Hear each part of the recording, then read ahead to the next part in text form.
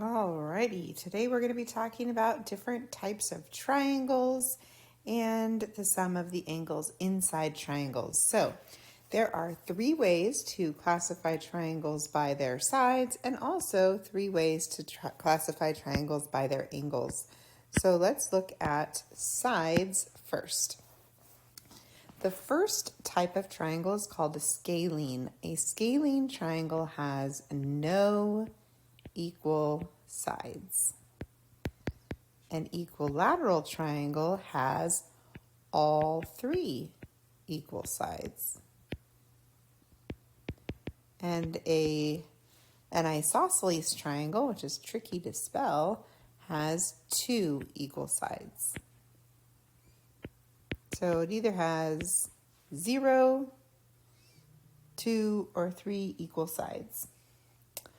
So let's look at these examples down here and classify these triangles according to their sides. So for number 1, it's important to know that these symbols mean equal. Actually, they mean congruent. And you hear the word congruent in geometry a lot. It just means same shape and size, which is basically the same thing as equal. So that triangle is showing that all the sides are equal. So that is the longest word here, an equilateral triangle. For number 2, we have no equal sides, 10, 14, and 16. So that is called a scalene triangle.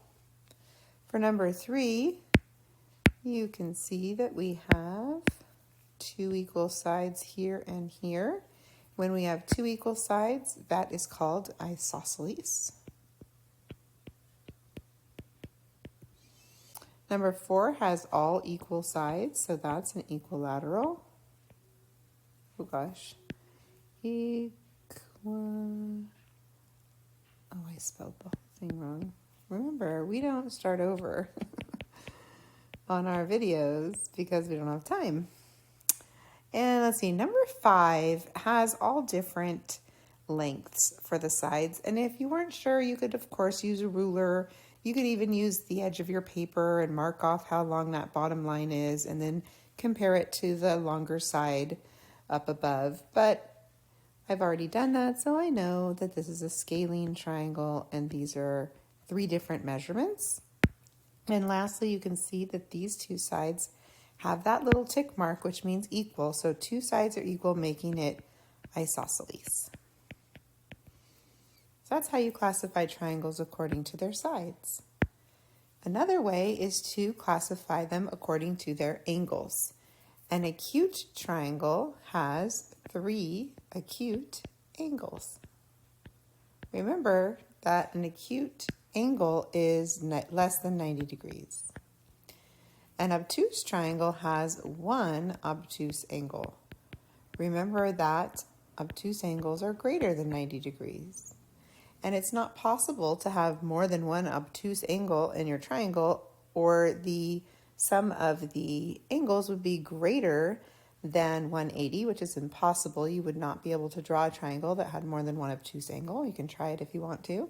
Same goes for the right triangles. They only have 1 right angle. It's not possible to have more than 1 right angle.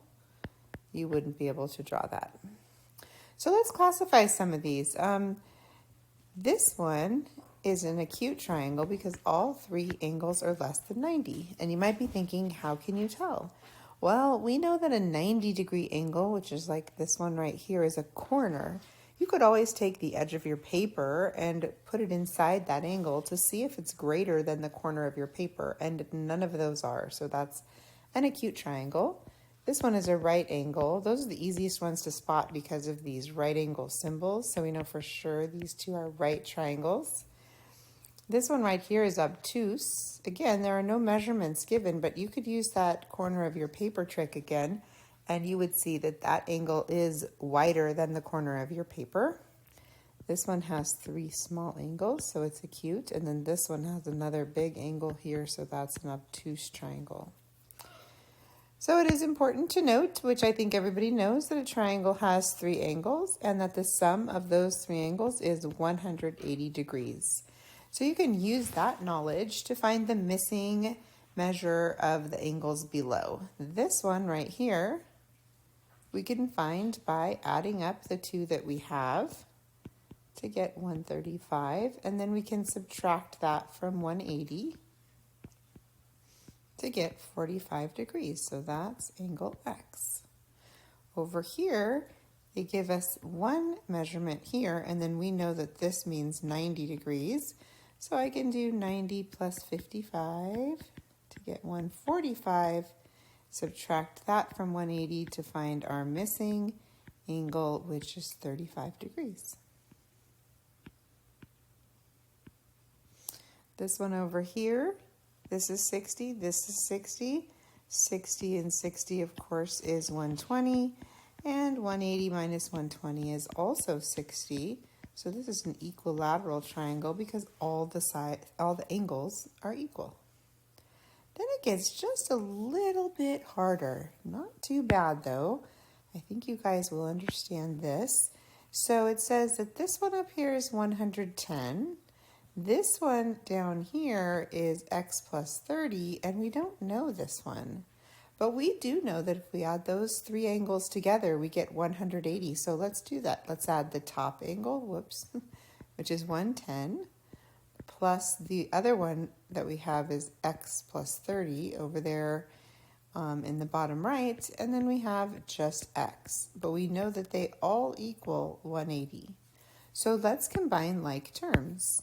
Let's combine our x's. We have 1x and another x makes 2x. And we have 110 plus 30 equals 140. And now we can solve this two-step equation. So if you thought equations were going away, they're not. They're here forever. So I can divide both sides by 2 to find out that x equals 20. So that means that the measure of this angle is 20, and the measure of this angle is 20 plus 30, which is 50.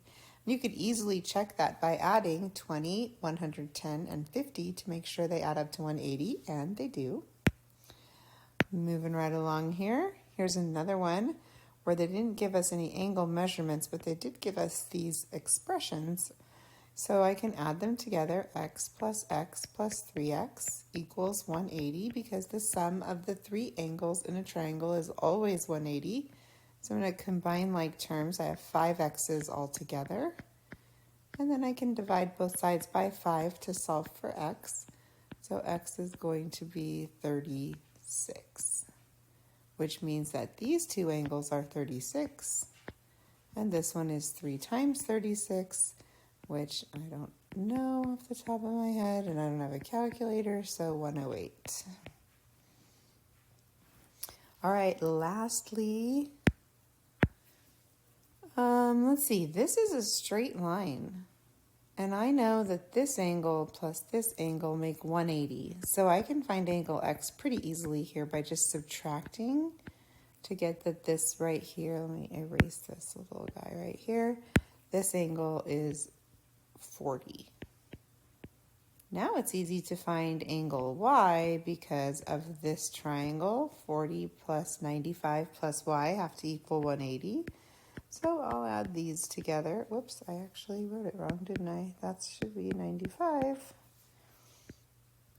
So we're going to add the two angles that we do have inside that triangle, and then we'll subtract it from 180, which is actually the same as one of the ones above, but we get that this one is 45 degrees. So that is a little overview of angles inside triangles. Thanks for watching.